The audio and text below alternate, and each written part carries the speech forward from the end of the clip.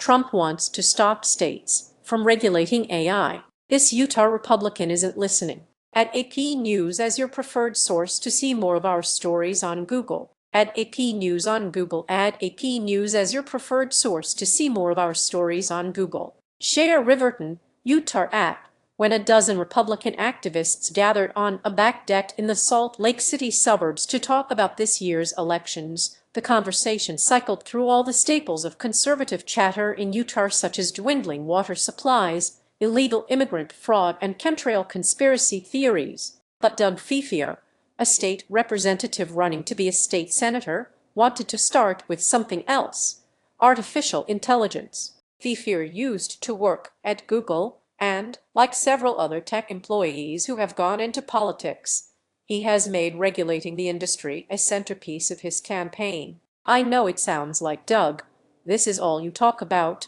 Fiefia said.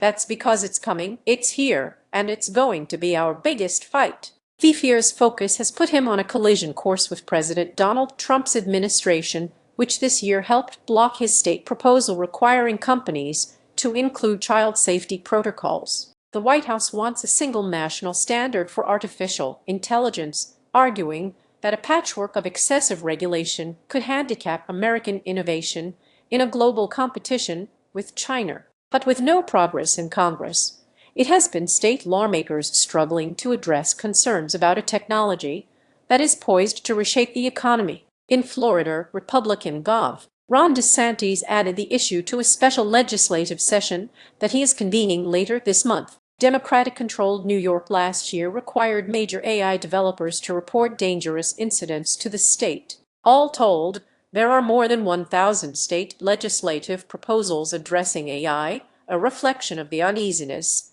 that has seeped through the country. "None of us are really sure," said Brett Young, a structural engineer who attended the backyard event with Fiefia. "Is this something we should be scared about, or is it no so big a deal and it'll enhance our lives?" Read more. Pressure in the states. Trump has routinely tried to stamp out state-level AI policies, and he issued an executive order that included legal threats and funding penalties to deter new regulations. The White House recently released a framework for potential congressional legislation that calls for preempting state laws considered too burdensome but would allow some rules to protect children and copyright material. None of these steps has eased the number of proposals in state capitals. Popular ideas include forcing chatbots to remind users they are not human and barring the use of AI to make non-consensual pornography, which includes replacing or removing clothing from photos that are posted online. There's a lot of state lawmakers looking at what the federal government is doing and saying, "We want to take action because we're not satisfied," said Craig Albright, Senior Vice President for Government Relations for the Business Software Alliance, which represents software companies. Sign up for Morning Wire. Our flagship newsletter breaks down the biggest headlines of the day. Email address. Sign up by checking this box. You agree to AP's terms of use and acknowledge that AP may collect and use your data pursuant to our privacy policy. About 8 in 10 people in the United States said they were concerned or very concerned about AI in a Quinnipiac poll last month, with about 3/4 saying government is not doing enough to regulate the technology. Roughly 9 in 10 Democrats and 6 in 10 Republicans wanted more government involvement. The most significant regulations have passed in California and New York, solidly Democratic states. The provisions focus on disclosure of catastrophic risk, such as the AI-controlled meltdown of nuclear plants or AI models refusing to heed human direction. But there is pressure in Republican-led states, too.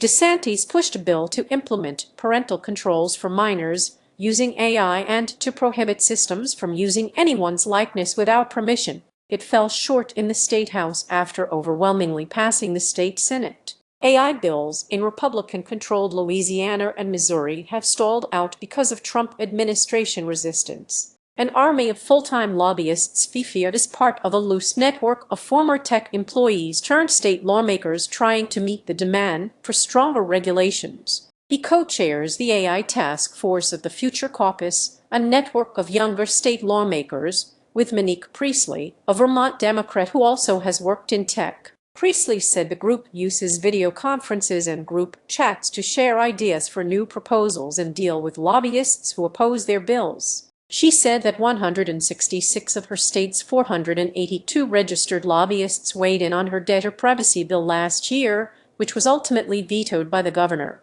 "It's like you're running around against an army of full-time lobbyists," said Priestley. Like many state lawmakers, she works a separate, full-time job. Alex Bause, a former data scientist at the tech firm Palantir who quit after it signed a deal to help the first Trump administration with immigration enforcement, is also a member of the AI task force. A Democrat, Bause wrote the New York bill that was signed into law last year. Now Bause is competing in the crowded Democratic primary to replace retiring U.S. Rep. Gerald Nadler, representing the east side of Manhattan and parts of Queens and Brooklyn in Congress, and he is facing payback from the industry. A pro-AI campaign committee has spent $2.3 million against his candidacy. Bause said tech companies are trying to make an example of him to scare off more regulation at the state and federal level. "It's one reason it's so important for me to win this race is because if I don't,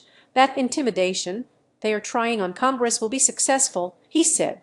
Bause's competitors in the June 23 primary include Jack Schlossberg, the grandson of former President John F. Kennedy, and George Conway, a former Republican who has become one of Trump's chief antagonists on social media. From Google to politics, Fiefia has not attracted the sort of attention as Bause as he tries to move to the state Senate after a single session in the House. The subdivisions and shopping centers of his district are sandwiched between Utah's jagged mountain ranges, and the cul-de-sacs are crammed with children on bikes and scooters. The son of Tongan immigrants, Fiefia grew up in Utah but moved to Silicon Valley, where he worked as a salesperson for Google. Fiefia rose to manage a team working with companies on the implementation of Google's early AI model and was disturbed by what he saw. "What I realized is big tech cares about their bottom line, and they were worried about making money, not doing right for the human race," said Fiefia,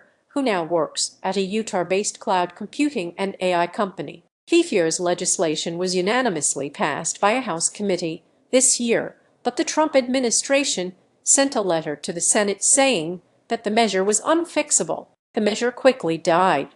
Daniel McKay, the state senator, who Fiefia is challenging in the primary, said he thinks that was a good thing. "I've been around long enough to recognize the invention of fire, the wheel, cars, and the internet did not ruin society, and I'm very skeptical of anyone trying to scare society into regulations," McKay said in an interview. He noted that the bill went beyond child safety, including whistleblower protection for AI workers and public disclosure of risks. "It would have driven Utah out of the AI innovation business," McKay said. At the cottage meeting, the Utah term for a small gathering at someone's home to discuss important issues, Fiefia faced several tech-related questions from the crowd. Asked about defying the Trump administration, Fiefia said it was especially important to stand up for states' rights when a fellow Republican was in power to demonstrate the principles involved. "The Trump administration we want zero regulations on AI,"